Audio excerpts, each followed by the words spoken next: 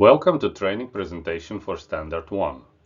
My name is Roman Polechenko and I am Assurance Manager at SBP. I will guide you through the Standard 1 version 2. In this session, we will give you a detailed overview of the Standard 1, its purpose and content. We will link it to the guidance document and focus on indicators that are new and might require more time to implement. So let's dive in.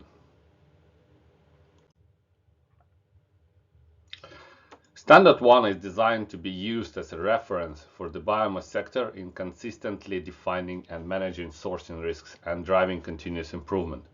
It covers the most relevant sustainability aspects of feedstock production, including social, environmental, legal, and carbon stock-related elements. SBP certification scheme applies a risk-based approach. The biomass producers assess the risk of non-conformance against the principles and criteria of Standard 1. When deciding which feedstock to source for biomass production. Using Standard 2, biomass producers will identify, evaluate, and manage the risks of sourcing feedstock for the purpose of biomass production. That presents a risk not to comply with criteria set in Standard 1. This point is very important to remember when reading indicators and thinking about their implementation. For the first time, SBP has developed and published a comprehensive guidance document. It helps producers with implementation. The publication date of Standard 1 version 2 is 10th of May 2023. The effective date is 3 months later, 10th of August. The transition period is 15 months from 10th of August to 9th November 2024. Let's check some highlights of the revised requirements. The revised standards have been streamlined to aid consistent implementation, the wording simplified to aid clarity, and the content stripped of unnecessary information that now forms supportive guidance. To clearly communicate intent, the focus of Standard 1 is now on output rather than process, and the emphasis is on driving improvement rather than mitigating negative impacts. Making sure our standards comply with the regulatory requirements of the biomass end-use markets where our certificate holders do business is a prerequisite. Our ambition when revising the standard was to go beyond regulatory compliance, where there was consensus to do. That has been achieved in many areas of Standard 1. Indicators in the areas of biodiversity, land conversion, forest carbon stock, cascading use, training, grievance handling, and free prior and informed consent are all beyond regulatory compliance. We have also strengthened the environmental requirements with the addition of the need to identify threats to ecosystems and to maintain or enhance key species, habitats, ecosystems, and areas of high conservation value. No-go areas of land that cannot be changed or converted have been clarified as forest, wetland, peatland, and highly biodiverse grassland. Forested land must be regenerated, and agrochemicals that are harmful to people and the environment have been banned. The management of forest carbon has been introduced as a new principle. Land use change, and forestry LULUCF requirements have been added to be compatible with the RED II. Driving the positive impact of sourcing feedstock for biomass production, forest carbon must be stable or increasing. No primary feedstock harvesting is allowed in low productivity or difficult to regenerate areas, nor in areas combining high conservation values and high carbon stocks.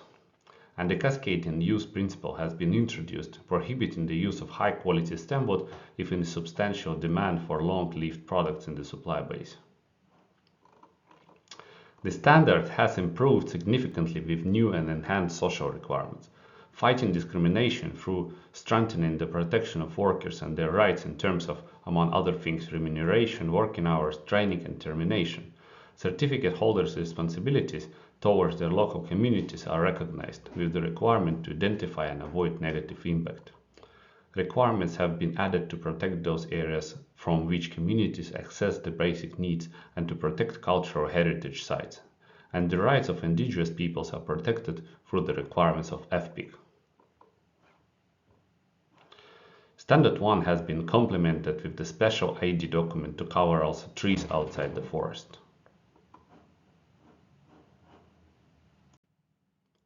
Let's look at the high-level structure of Standard 1. We have 4 principles. Principle 1 is feedstock legally sourced. Principle 2 is feedstock sourcing does not harm the environment.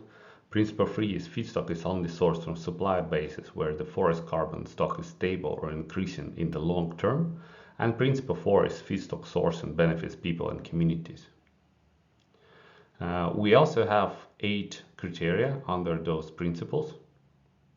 Most exciting is the principle 3, as is this where we differ from other schemes like FSC and BFC and provide requirements specifically for the forest carbon.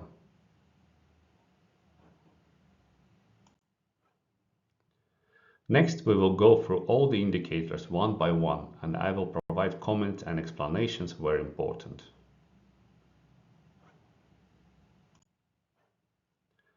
Principle 1 is all about legality of the feedstock sourcing.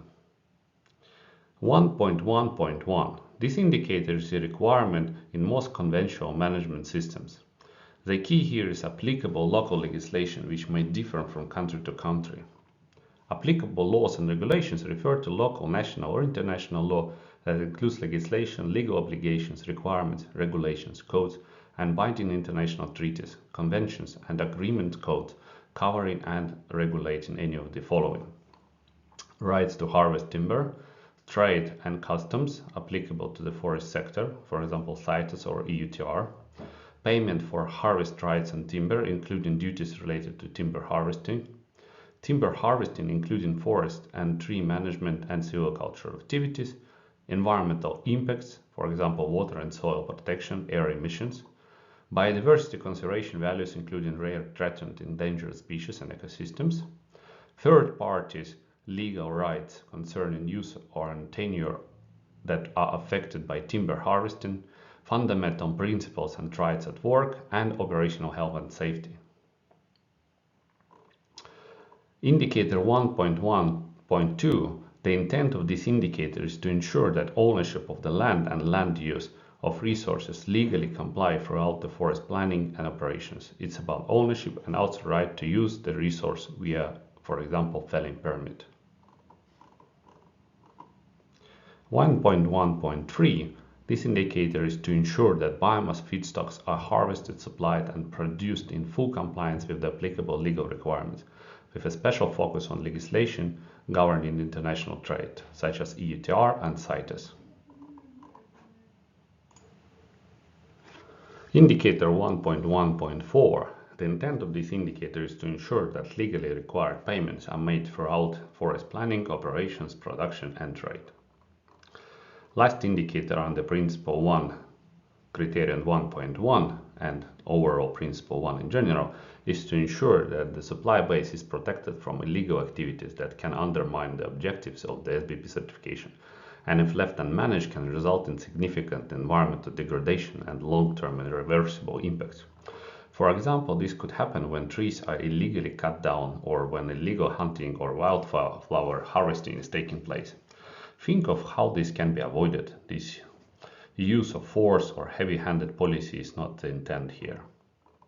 As Standard 1 is being used together with Standard 2, then each of the indicators above needs to be assessed and risk level shall be designated.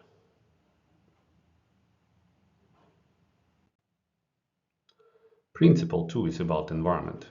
Criterion 2.1 has indicators about biodiversity protection. Intent of these indicators is to have good visibility and understanding of the biodiversity hotspots in the supply base and to ensure they are protected, maintained, or enhanced. The HCV approach is described in the HCV Resource Network Common Guidance for Identification of HCVs is a best practice guide that is applicable across different ecosystems and production systems. HCV Resource Network identified 6 categories of HCV, 4 of which pertain to biodiversity. HCV1 is concentrations of biologically diversity, including endemic species and rare, threatened, and endangered species that are significant at global, regional, or national level. HCV2 is intact forest landscapes and large landscape level ecosystems and ecosystem mosaics that are significant at global, regional, or national levels and that contain viable populations of the great majority of the naturally occurring species in natural patterns of distribution and abundance. HCV3 is rare, threatened, or endangered ecosystems, habitats, and refugia. And HCV4 is basic ecosystem services in critical situations, including protection of water, catchments, and control of erosion of vulnerable soils and slopes. Indicators here cover a process which include, first, identification of HCV pertaining to biodiversity. Are HCVs present in the supply base? Was HCV inventory done? Second step is to identify and evaluate the threats to the identified HCVs. What threatens them, if anything? Threats are those impacts that undermine the identified values. And finally, last step is about the situation with the identified HCVs, which needs to be maintained or enhanced. Are impacts mitigated? So this criterion includes 3 indicators, 3 steps, which needs to be followed.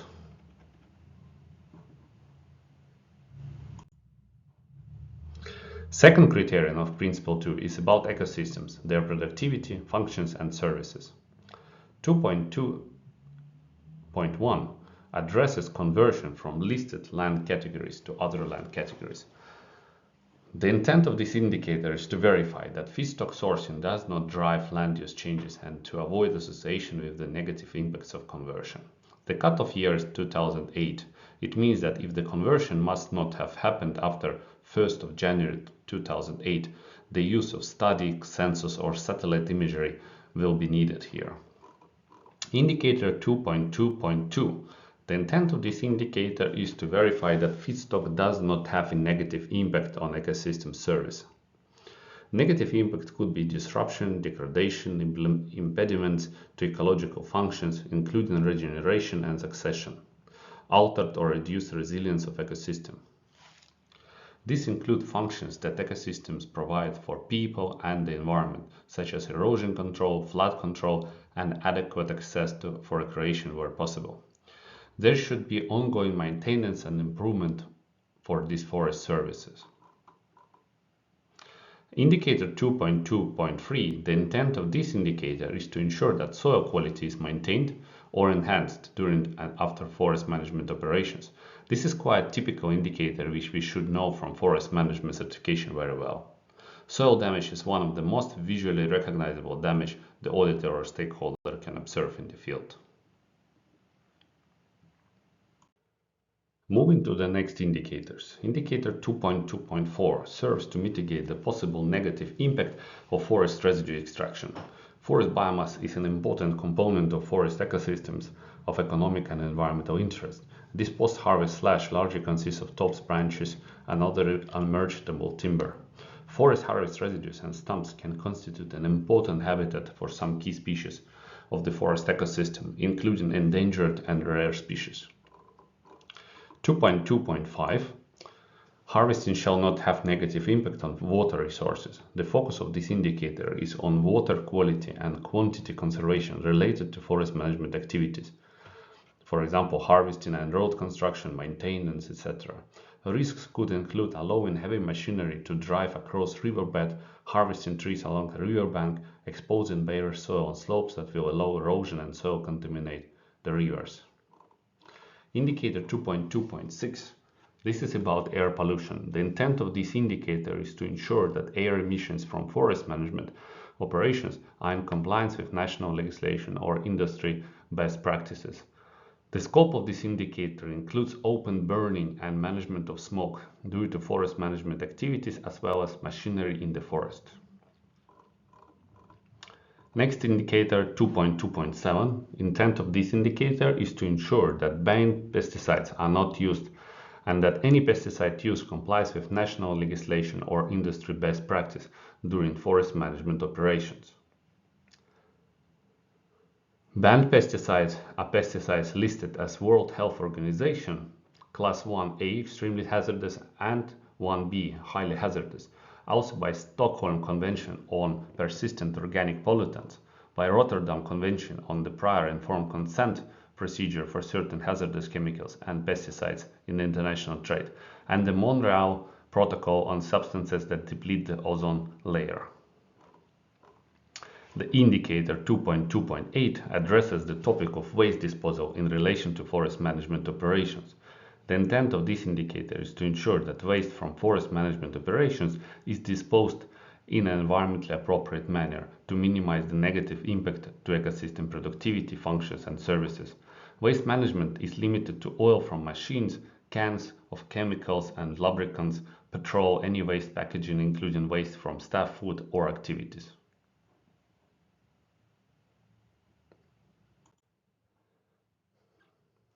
Indicator 2.2.9 is about sustainability of harvesting levels, a core requirement in any sustainable forest management scheme.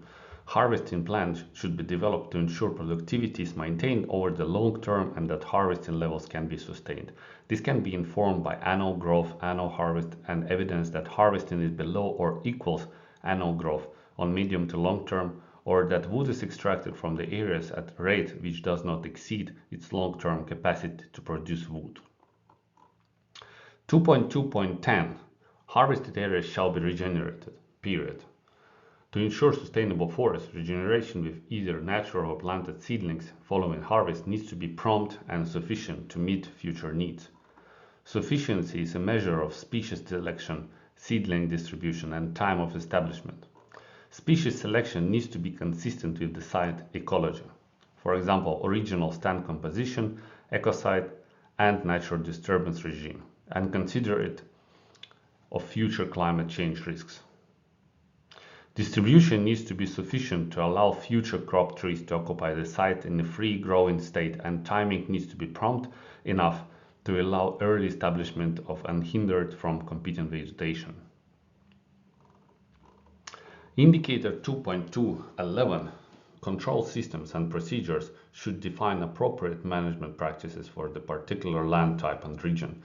Appropriate management of natural processes will depend upon the forest and other land type, management objectives, and local best practice and guidance. Fire, for example, may be an appropriate and necessary natural process in some areas and seasons, and inappropriate in others. Where they are natural and necessary, the characteristics of any fire control interventions will be different to those taking place in areas where fire is not naturally part of their ecology.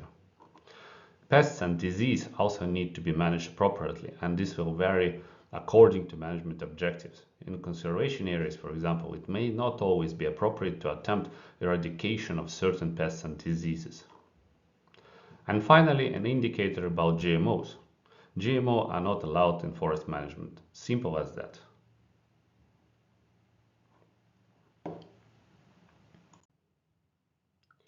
Alright, now we move to principle 3, about forest carbon. This indicator 3.1.1 is a copy-paste from the RED II Directive Article 29, Clause 7. Intent of this indicator can be summarized as follows.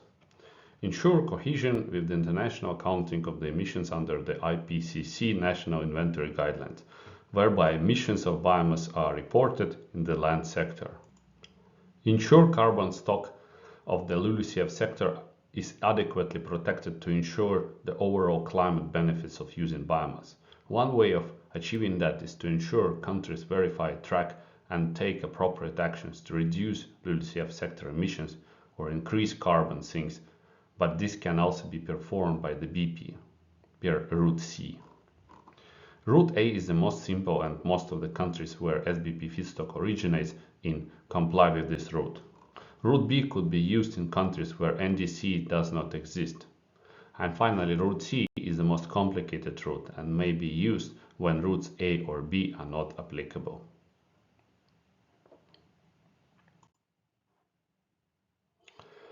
Then we move to criterion 3.2 and indicator 3.2.1.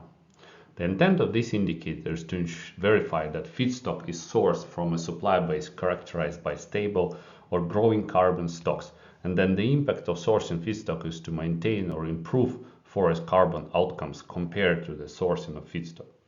There are two options to demonstrate it. Option A is feedstock may be sourced from supply bases where the assessment of the supply base shows that the forest carbon stocks are stable or increasing. And option B is feedstocks may be sourced in the assessment shows that the forest carbon stocks are declining in the supply base, provided that the decline is due to natural processes like fire or pests, and sourcing of feedstock has the aim to recover feedstock that would otherwise be lost or to assist regeneration. So there are two options. One of those options may be used. The sourcing biomass feedstock from supply base that has a stable or increasing carbon stock is important for several reasons. For example, mitigating climate change. The biomass is used to produce renewable energy as an alternative to fossil fuels. However, if the biomass feedstocks are sourced from forests with the decreasing carbon stock, then the net effect may be an increase in greenhouse gas emissions and contribute to climate change. Sourcing feedstock from supply base where is stable or increasing carbon stock, this can help to ensure that the carbon released during the bioenergy production is offset by the carbon stored in the remaining biomass and soil. Ensuring sustainable biomass production from supply base with a stable or increasing carbon stock can help to ensure that the production of bioenergy and biofuels is sustainable over the long term.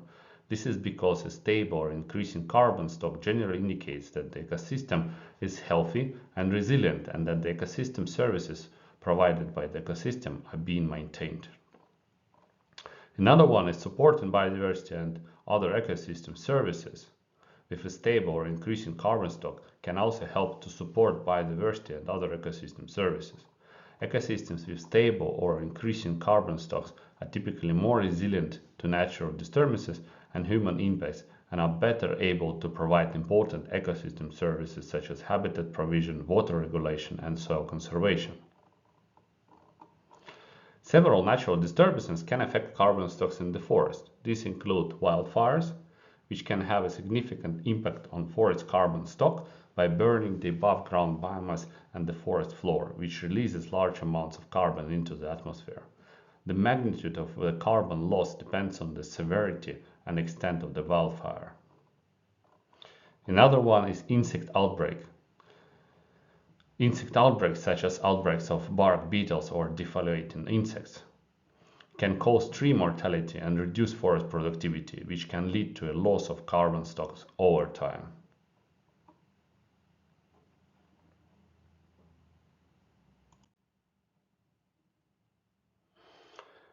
The intent of next indicator is to verify that feedstock is not sourced from areas that are difficult to regenerate after harvest operations, so where site productivity is low.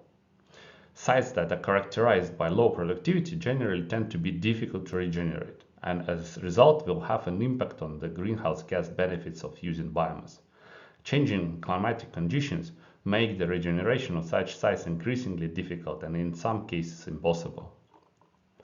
Logging these forests may release carbon stored in the trees and soil and can also reduce the ability of the forest to sequester carbon in the future.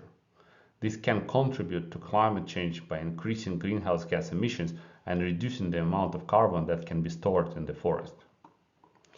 Thus, it is important to prioritize the conservation and sustainable management of low productivity forests, rather than focusing solely on their timber production potential. This can include measures such as reducing the impact of logging activities, promoting forest restoration and reforestation, and protecting areas with high carbon and biodiversity values.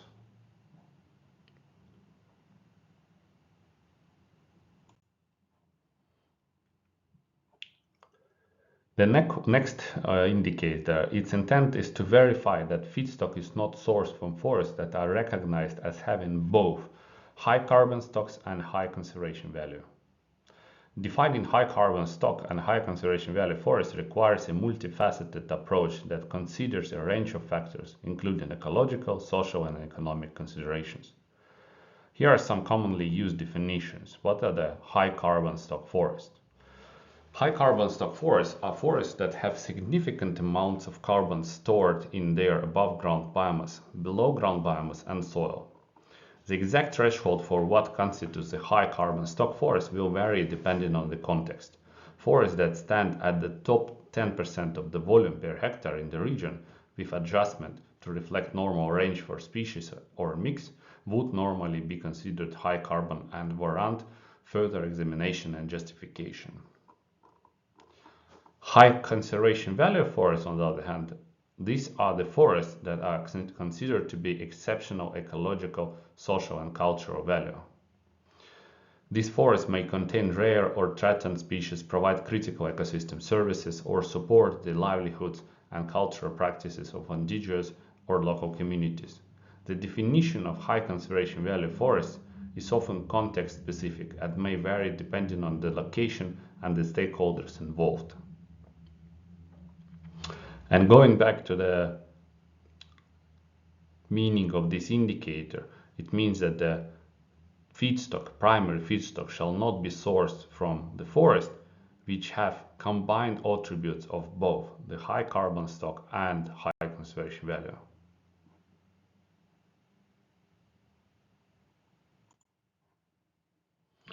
Next one. This is a new indicator, and it was inspired by discussion among stakeholders that biomass sourcing and utilization needs to consider so-called cascading principle. According to WWF, cascading use of biomass as well as combined heat and power production needs to be incentivized where appropriate. So let's examine this indicator in details. The cascading use principle for wood products represents a sustainable approach designed to optimize the value and benefits derived from each unit of harvested wood.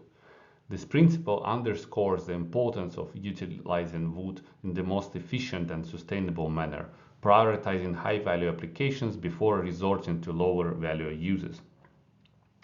Consequently, harvested wood should initially be employed in high-value products such as building construction materials like lumber, panels, veneer, furniture, and other long-lasting applications, followed by lower-value products like paper, pulp, and energy production.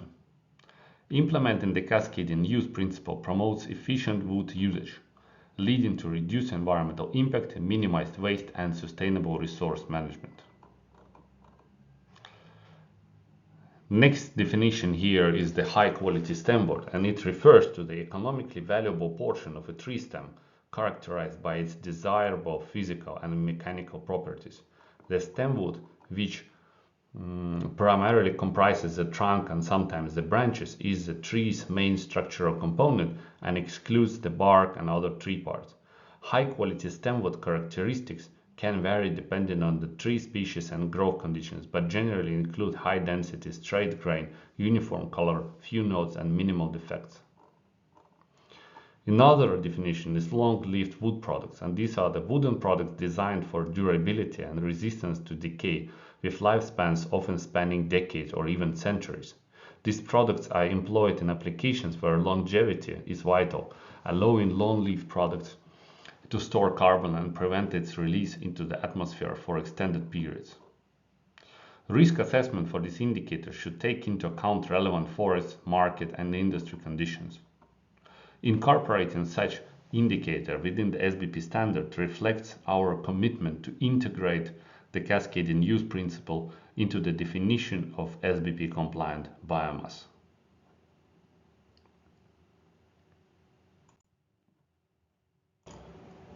Let's move to the fourth principle, which covers social requirements.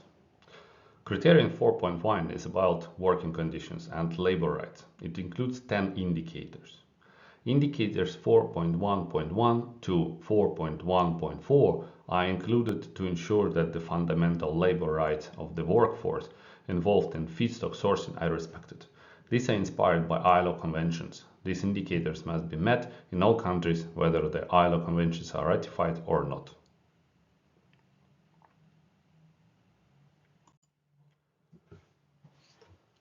(4.1.5) The intent of these indicators is to ensure that workers involved in feedstock production receive fair compensation for their work, which is essential to meet their basic needs and quality of life.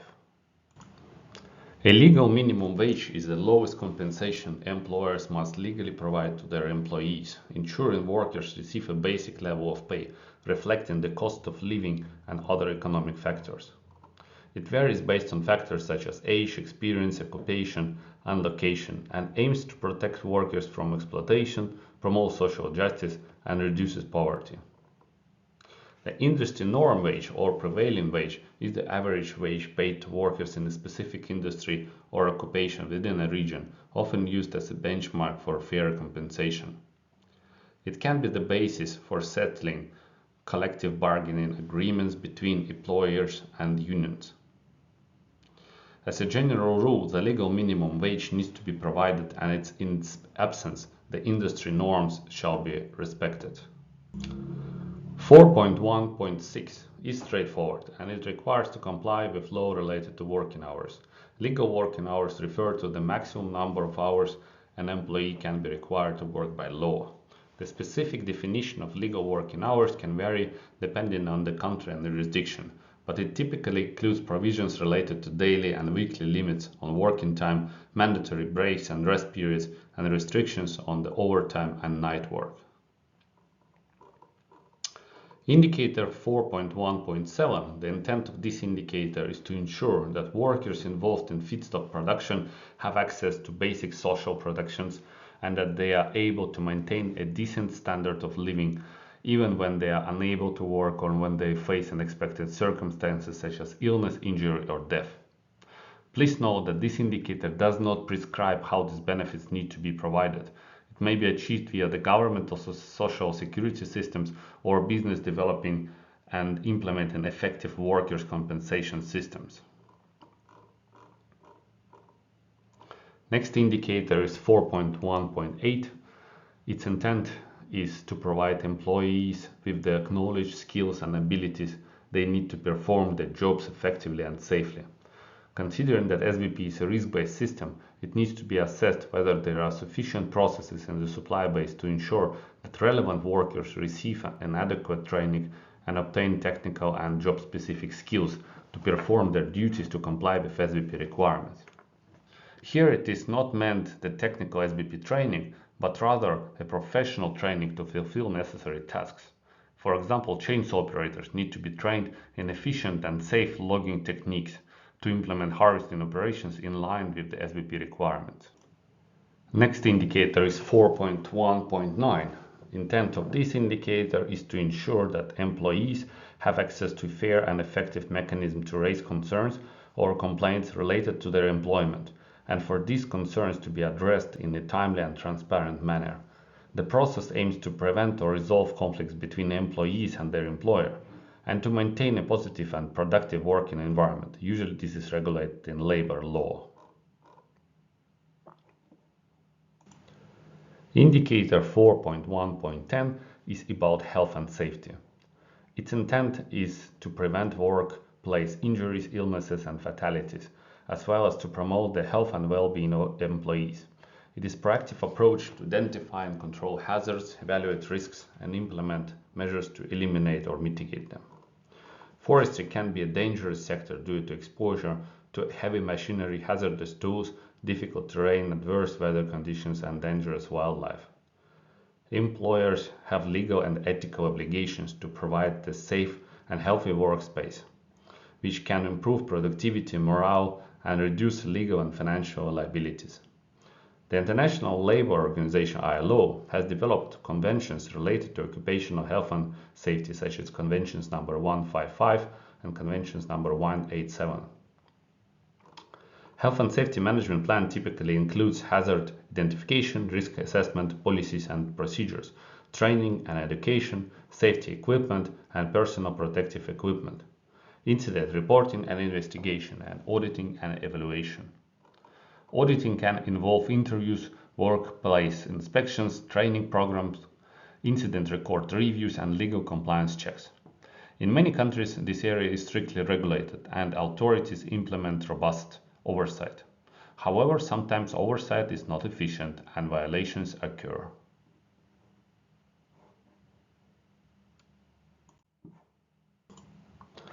Criterion 4.2 covers local communities and rights of indigenous people. The intent of the indicator 4.2.1 is to promote sustainable and responsible practices that benefit individuals, communities, and society as a whole. Some potential negative impacts of forestry on communities may include displacement of indigenous and local communities. Forestry operations can lead to the displacement of indigenous and local communities who rely on forests for their livelihoods and cultural practices. Then degradation of soil and water quality. Forestry operations can lead to soil erosion, increased sedimentation in waterways, and chemical pollution, which can impact the health and well-being of communities that rely on these resources. Then deforestation and loss of biodiversity.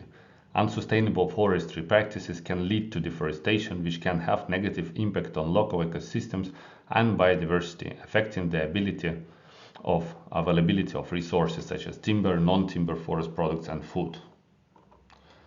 Then there is impact on local communities and economies. Unsustainable forestry practices can lead to the loss of forest-based livelihoods, such as gathering non-timber forest products or ecotourism, as well as negative impacts on industries that rely on forest resources such as timber processing and paper manufacturing. There may be impacts on cultural heritage. Unsustainable forestry practices can damage cultural heritage sites, sacred places, and traditional land uses of indigenous and local communities, which can have profound cultural impact. There may also be conflicts and human rights abuses. Forestry operations can sometimes be associated with the conflict and human rights abuses such as forced labor, land grabbing, and violations of indigenous people's rights.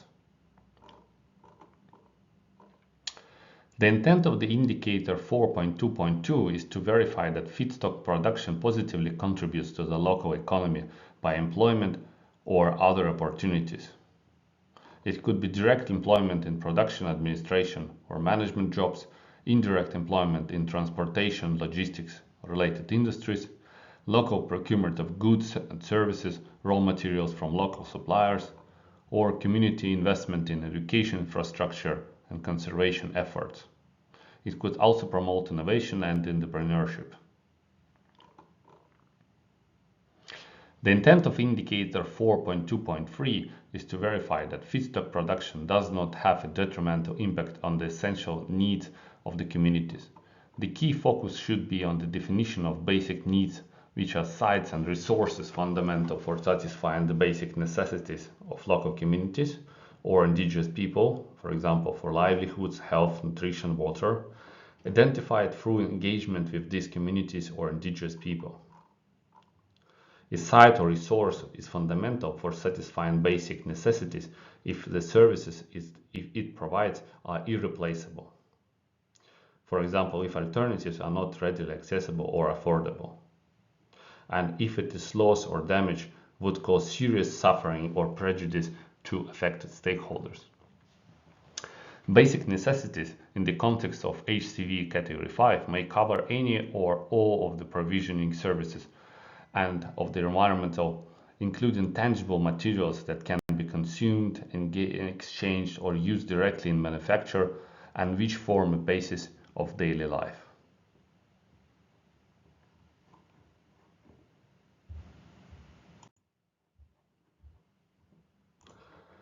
Next indicators are about identifying, documenting, and respecting the legal, customary, and traditional tenure and use rights of indigenous peoples and local communities.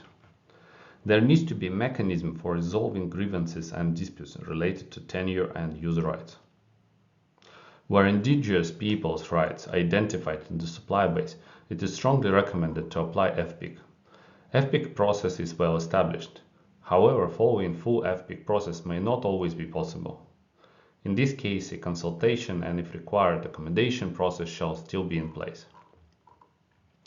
To address and mitigate impacts on indigenous people's rights, several accommodation measures can be implemented. For example, this can include avoidance, mitigation, compensation, participation and consultation, capacity building and restitution to reduce negative impacts and protect indigenous people's rights and interests. Avoidance would mean relocate or avoid activity projects causing the impact. Mitigation is to reduce negative impacts. for example, designate alternative hunting fishing grounds.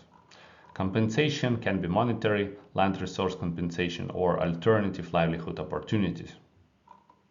Participation and consultation could involve indigenous people in decision-making process.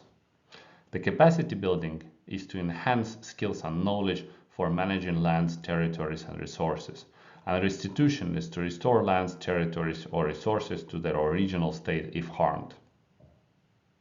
The topic of indigenous peoples' rights is very complex and should be evaluated considering the local experience and practices.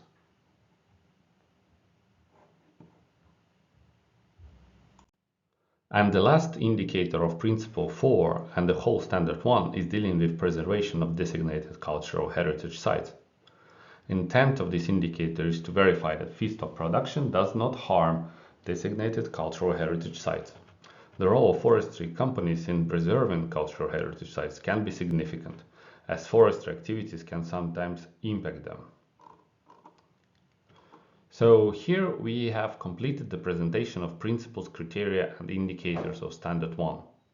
Let's keep this knowledge in mind when we will go to the Standard 2 and see how the risk-based approach is applied to these requirements. But before we move to Standard 2, we need to spend a few more minutes to review a complementary instruction document 1A about trees outside the forest.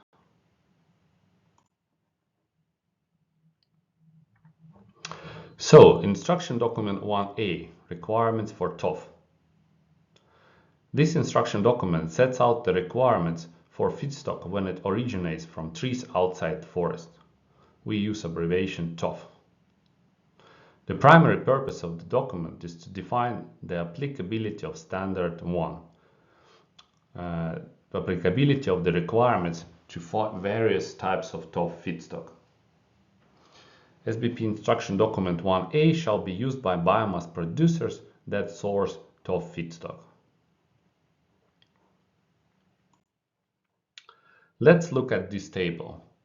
TOF feedstock is marked with the light blue. On a higher level, it is still belongs to the woody biomass type and primary feedstock category. However, its origin is not forest land. There are two major categories of TOF, which we'll call product groups. TOF urban and landscape feedstock and TOF agricultural land feedstock. Urban and landscape feedstock include, for example, end-of-life trees and salvage trees from gardens, parks, wind and shelter belts, small wooden landscape land clearings, infrastructure projects, roadside logging, construction sites. All of these sites and lands are outside of forest and agricultural land. So the land cannot be categorized as forest land, cannot be categorized as agricultural land, but the woody feedstock still coming from there. Another category is agricultural land feedstock, and it includes residues from agricultural land, for example, residues from orchards, pasture lands, other woody crops and agroforestry outside of forest land, but on agricultural land. Wood is not the main product, but the residue here. And also another subcategory is biomass from agricultural land outside of forest. For example, energy wood, short rotation copies. This is where wood is the main product.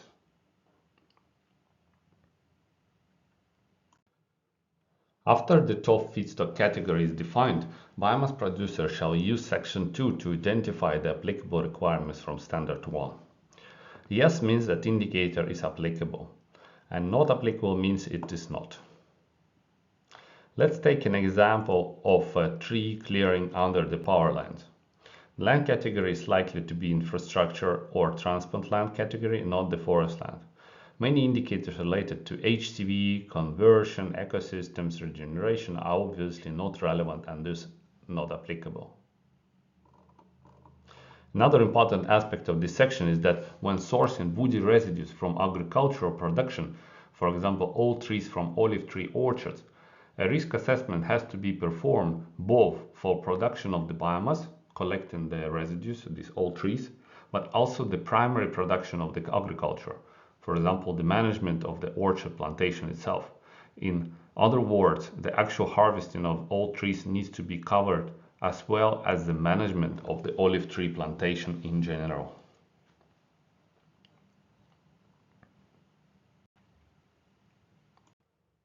Let's summarize. We studied Standard 1 in details and learned what is the certification criteria for SBP compliant feedstock. Standard 1 is a result of 2 years of hard work which engaged multiple stakeholders and experts. Compared to other major forest certification schemes, SBP Standard 1 has a strong focus on biomass production specifically and covers all relevant aspects of biomass sector. Standard is complemented by a comprehensive guidance document and shall be used together with Standard 2. Thank you for watching this training module. Please proceed to the next module which covers Standard 2.